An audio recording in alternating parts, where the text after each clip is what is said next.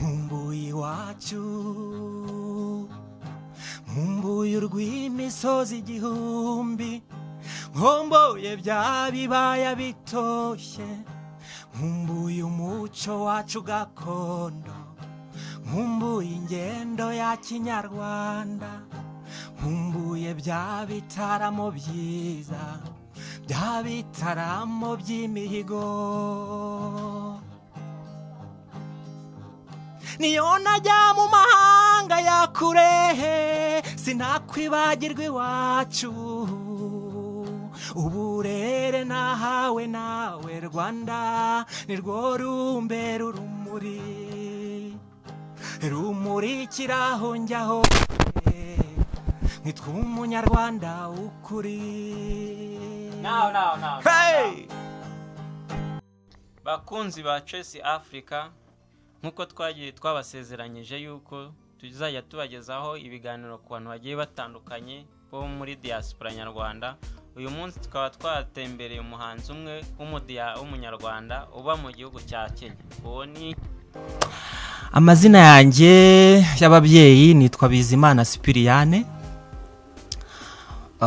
Izina ry'ubuhanzi nahisemo gufata izina ryanjye risanzwe Sipiriyane rirahagije.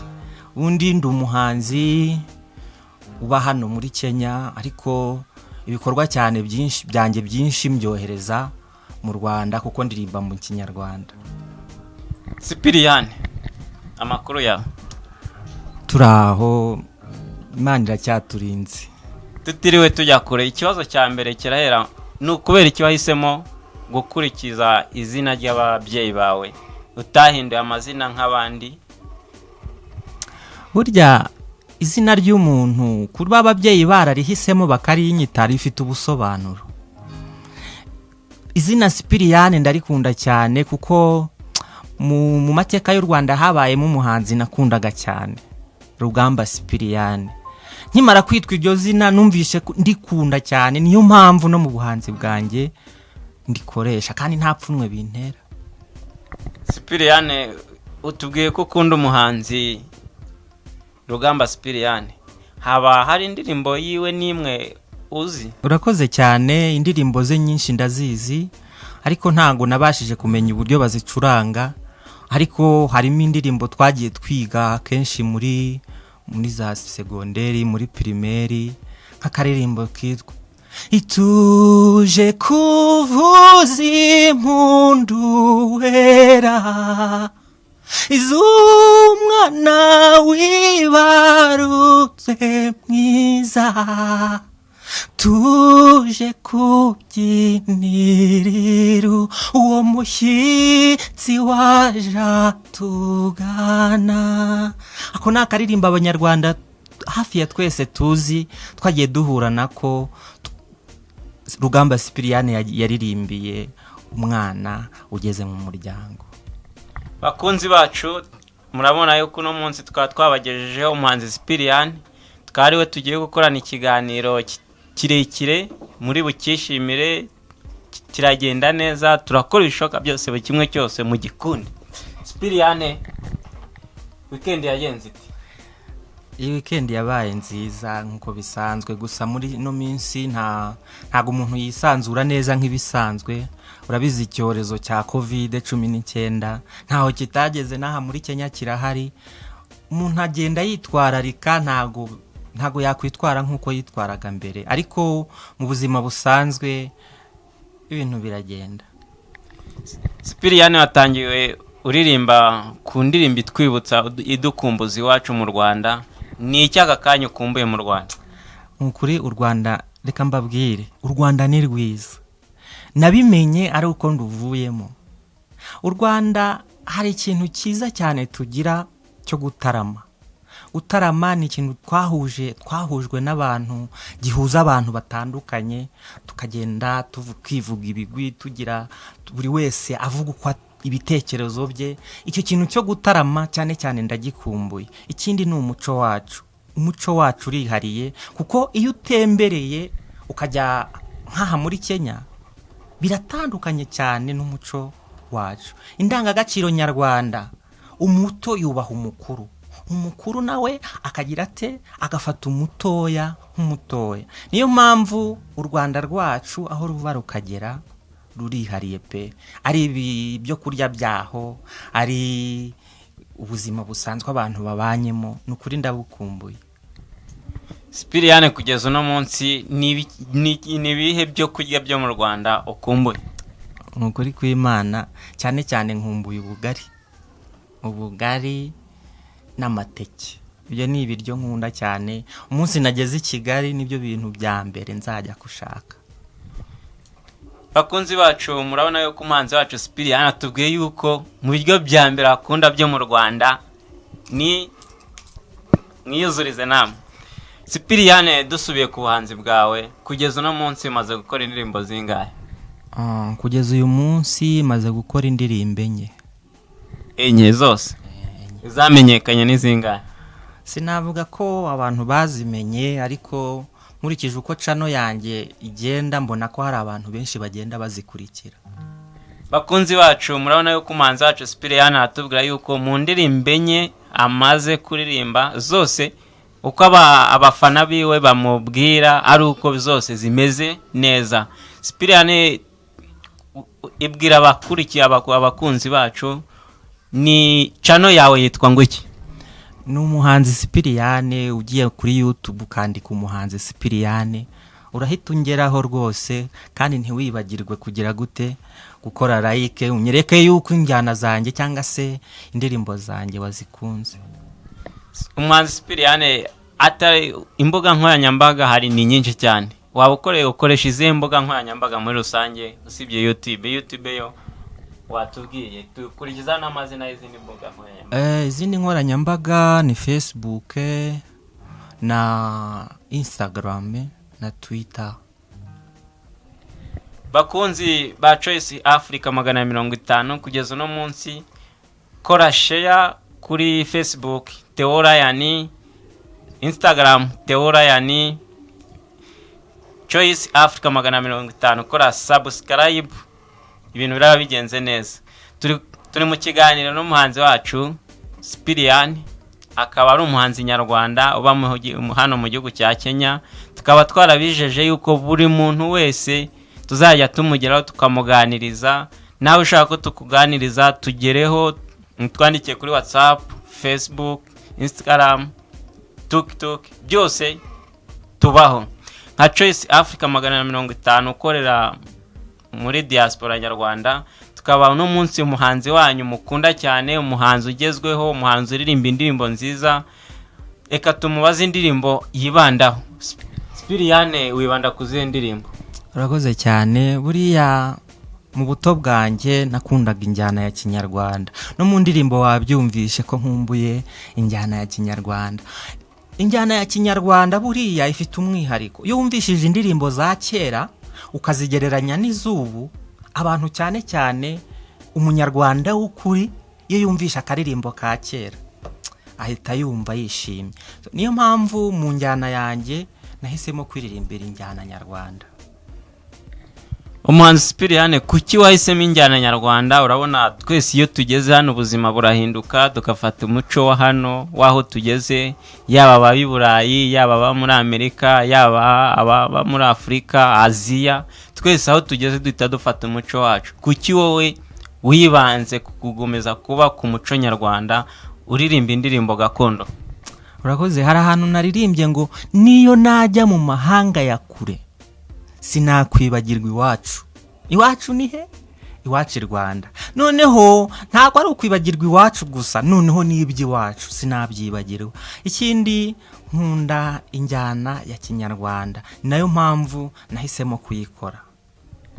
Umuhanzi Sipiriyane, reka tumuha akanya gatoya yongereye adushyirireho indirimbo nziza ye, atwumvishe ubuhanga bwe mu gukora umuziki nyarwanda.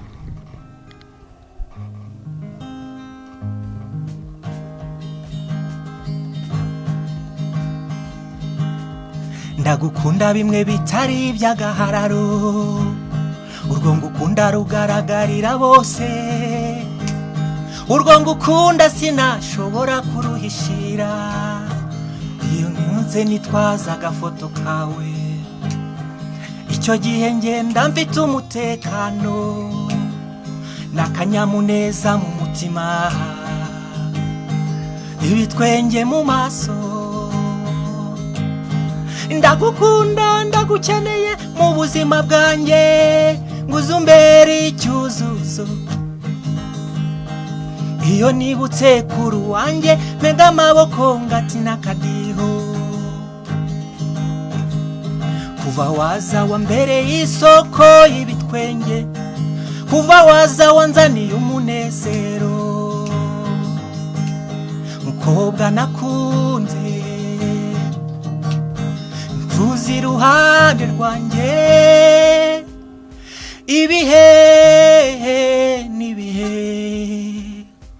Iyo ndirimbo yitwa Ndagukunda.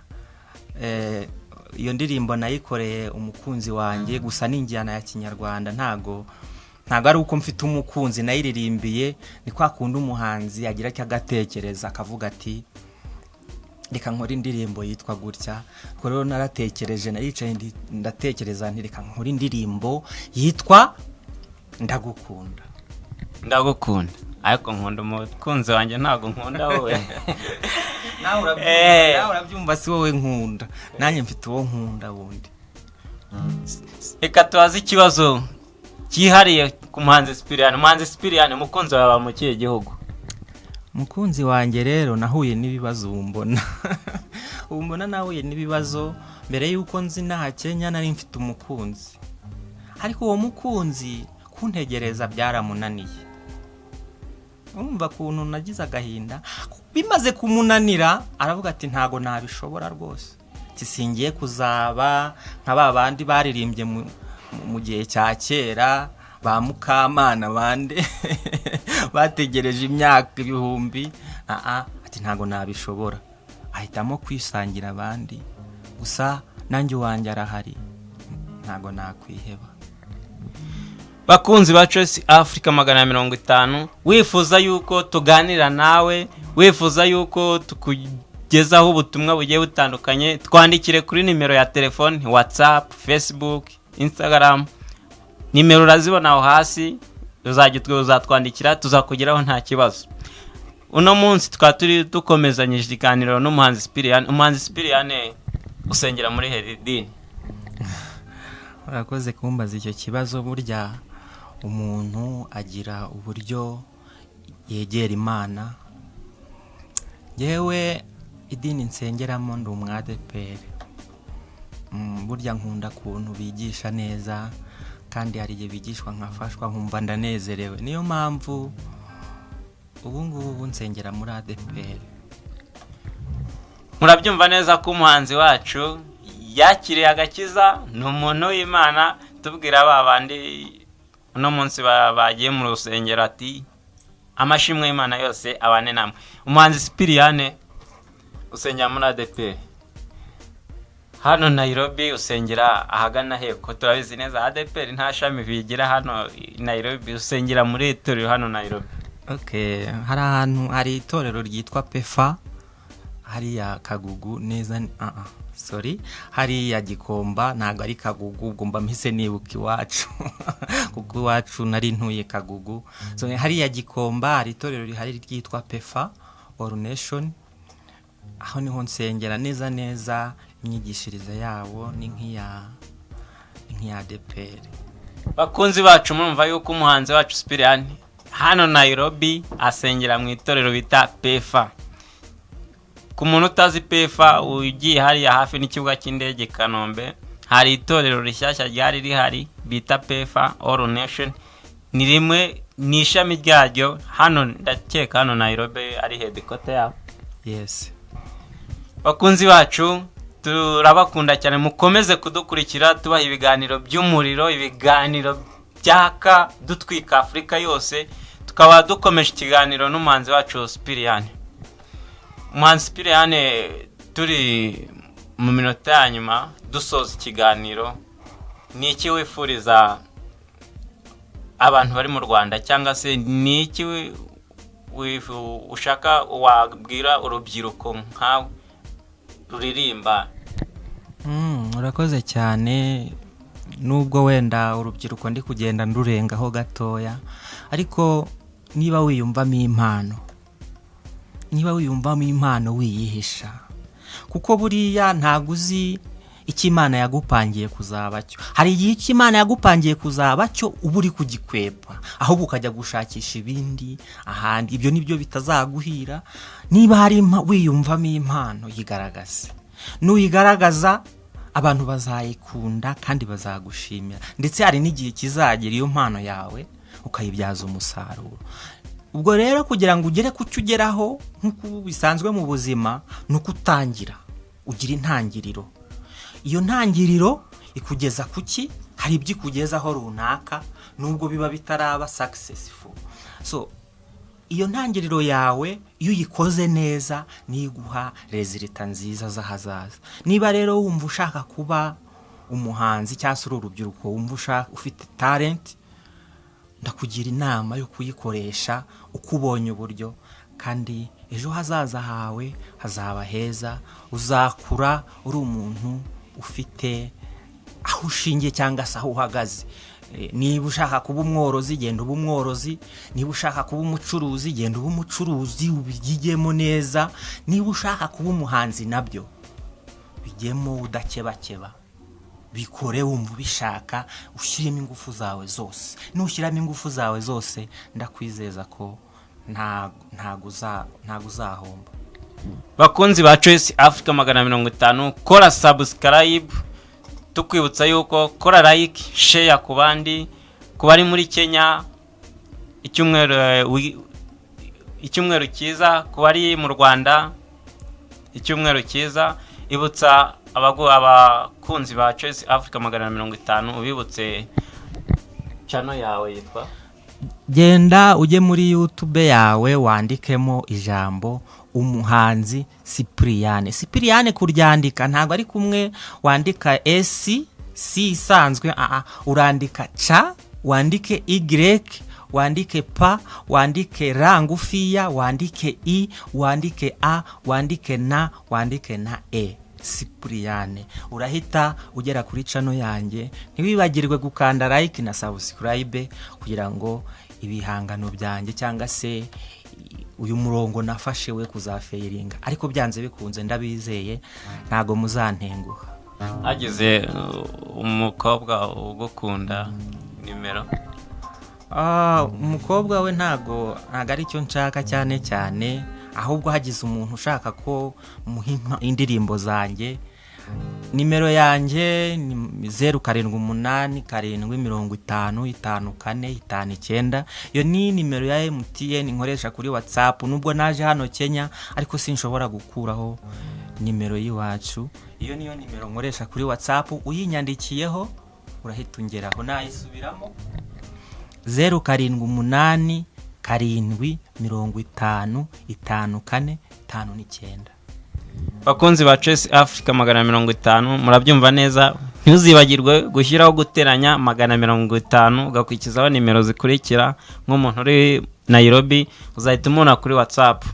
Dukurikirane, kora subscribe, kora share, YouTube Choice Africa 50, Instagram Teorayani, TikTok Teorayani, Facebook amazina nayo ngayo. Murakoze cyane, weekend nzuri.